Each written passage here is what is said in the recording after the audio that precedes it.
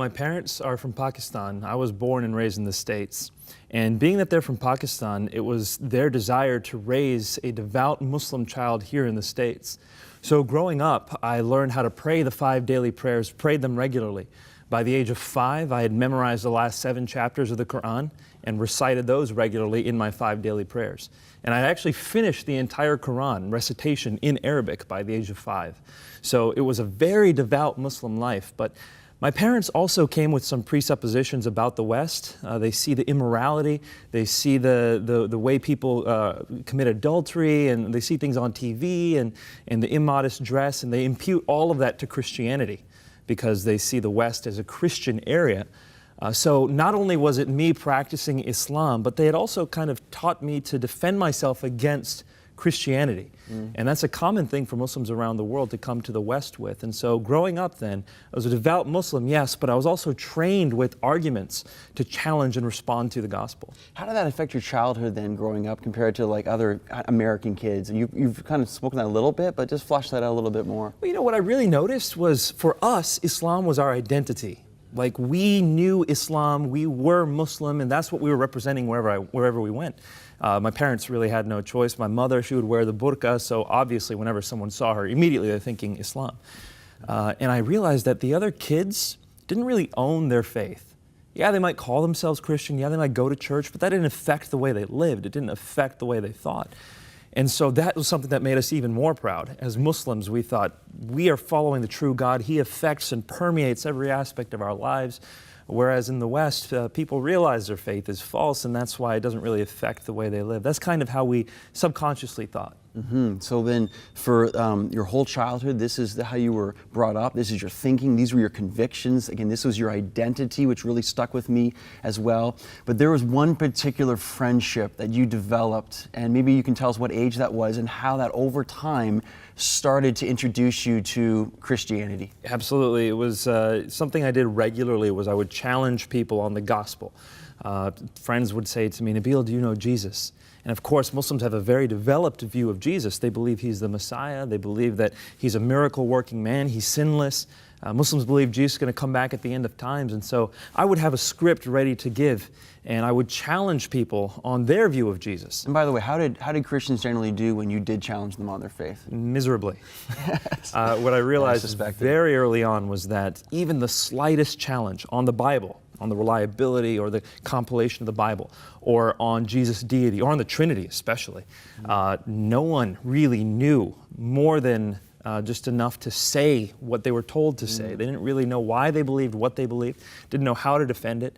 And so as part of me honoring Islam, I would challenge Christians. Because you see, Muslims see the Trinity as polytheism, and that's offensive to Muslims. And so in so challenging one specific Christian, for the first time, and this is when I was a freshman in college, for the first time someone was able to actually respond to my challenge. And I realized this guy not only knows some information about his faith, but he actually cares about his faith. And so we developed this friendship that resulted from me challenging him on the Bible. And that's how I began to get introduced to the power and truth of the gospel. His name was David, is that right? And I love about in your book how you talk about David was loving to you, patient with you, became a friend to you, which meant so much to you. It wasn't just this all just about this one conversation. There was more of the heart of Christ behind that. Maybe talk about that a little bit. Yeah, I really do think that, well, I believe what Jesus says. Jesus says that unless you're willing to pick up your cross and follow me, you are not worthy of me. So the gospel is not just, hey, do you want to be saved? Hey, do you want to live a better life? It's, are you ready to die for the sake of this message? And that's something that requires someone to lay down their life. Now, if I'm telling someone, hey, lay down your life, but they don't know they can trust me, why would they ever listen to me? You need to have a relationship with someone when you're sharing the gospel with them, if they're going to hear it. Now, of course, I'm not saying that street preaching doesn't work. I've preached on the side of the street too, and that does work at times. But by far and away, the most powerful way to share the gospel is through relationships. Right. So through this friendship and relationship with this man, David, you were driven to a point of really just a decision between Islam and Christianity. Tell us about how that happened and what happened. For a Muslim raised in the West, devout Muslims, a lot of it has to do with apologetics and with truth. What is the truth?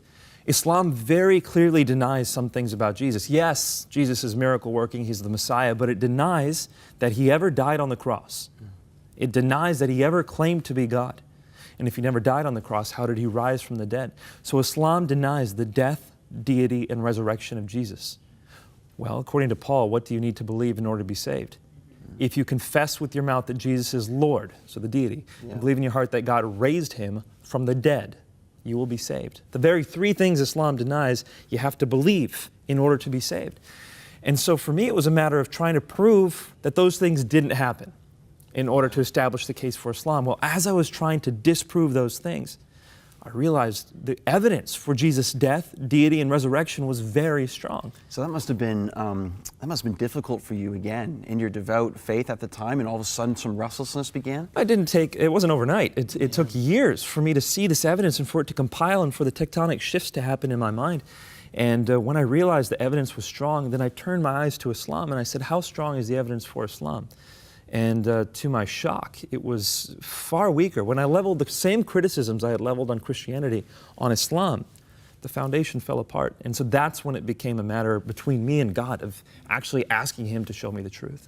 So how did you actually come to Christ? Dreams were a fundamental part of what God used, and that's even, as Muslims grow up, they take dreams very seriously. Tell our viewers about that. It's fascinating, exciting. Well, for Muslims, most Muslims don't believe they can commune with God.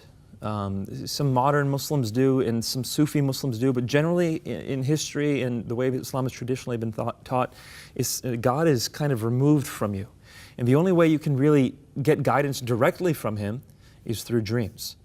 And Muslims have a prayer, it's called Salat Istikhara, where they specifically ask God to give them dreams for guidance. And so I ask God for visions and for dreams, and I'm not alone in that. Approximately 50 to 70% of former Muslims who are now Christians came partially through visions and dreams. Wow, that's awesome. And you had one very specific dream. Tell us that. This dream was the one that convinced me. I had one that was very symbolic, and then I had a follow-up dream, and I also had a vision, but this dream was powerful. In this dream, I was standing at the threshold of a narrow door. And this door was just wide enough to fit me, and just tall enough to fit me. I mean, in my dream, it was like, wow, this door is narrow. And at the other side of this doorway was a room that was set with a feast. And people were sitting down in nice clothes at these round tables, and it was like a wedding feast. And I knew in my dream that that room was heaven. I wanted to get into that room, but I couldn't, because at the other end of the doorway was my friend David. Now, he wasn't blocking me per se, he was looking forward. In fact, all the people in the room were looking forward, waiting for the owner or the speaker to come and start the event. But I couldn't get in because he was blocking the way, and so I looked at him and I said, David, I thought we were going to eat together. And he says, you haven't responded. And in the dream, right there, I knew I needed to respond to the invitation David was giving me in order to come into heaven. But this is where it got crazy. When I woke up, I told my friend David the dream, and he said, Nabeel, this dream is so clear. Just go to Luke chapter 13. And I went to Luke 13 for the first time. I had never been to Luke 13 before.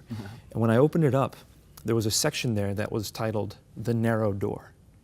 And when I saw it, my heart just stopped. I bet it did, yeah. And I'm going to paraphrase it. Basically what it says is Jesus was going through the towns and villages preaching the good news. And the disciples said, Lord, are many going to be saved? And he said, make every effort to enter through that narrow door, because many will try and few will be able.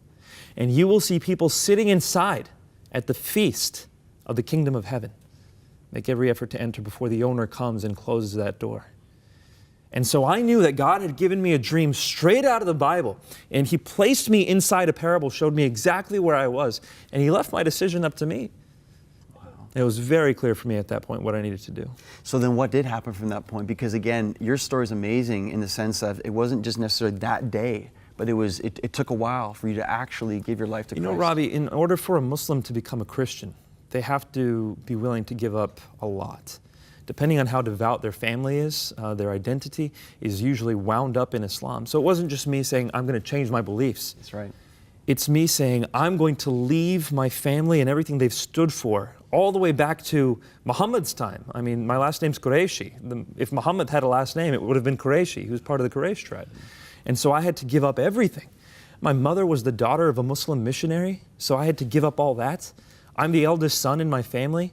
I'm the one who's supposed to bring honor to the family. If I become Christian, that's the worst thing I could possibly do. And so I have to think, not only am I giving up my family, I am consigning my family's reputation to the flames, basically. And so it was something that I needed a lot of time to wrestle through and to pray through, and I asked God to comfort me through it. And it was when I read His Word that I received the promises of God, Mark 10:29. Yes. And also the encouragement from God to go ahead and make. And you went through a whole time of mourning in this too. And I remember you came to Matthew chapter 5 and the Beatitudes, and blessed are those who mourn, for they shall be comforted. It's beautiful. And so that was one of the turning points as well, I wasn't can't it? tell you how beautiful that message was. You know, in the Quran, there's nothing that says I'm giving you comfort if you're hurting. The Quran says, do this, do that, do this, do that. But there in the Bible, blessed are those who mourn, for they shall be comforted. Wow. It was like my heart was just electrified into life when I read that, and my life has never been the same. Wow, I love that. And even now today, you are now serving with Revi Zechariah's International Ministries, and now you're an apologist, speaking about the gospel and defending the Christian faith to those who oppose it. Tell us a little bit about that, maybe, if you want to. Well, for me, it's a matter of sharing the truth and beauty and transformative power of the gospel. I mean, this message changes everything. If God came into this world to take our sins, that means He loves us. He loves us even though we sin against Him.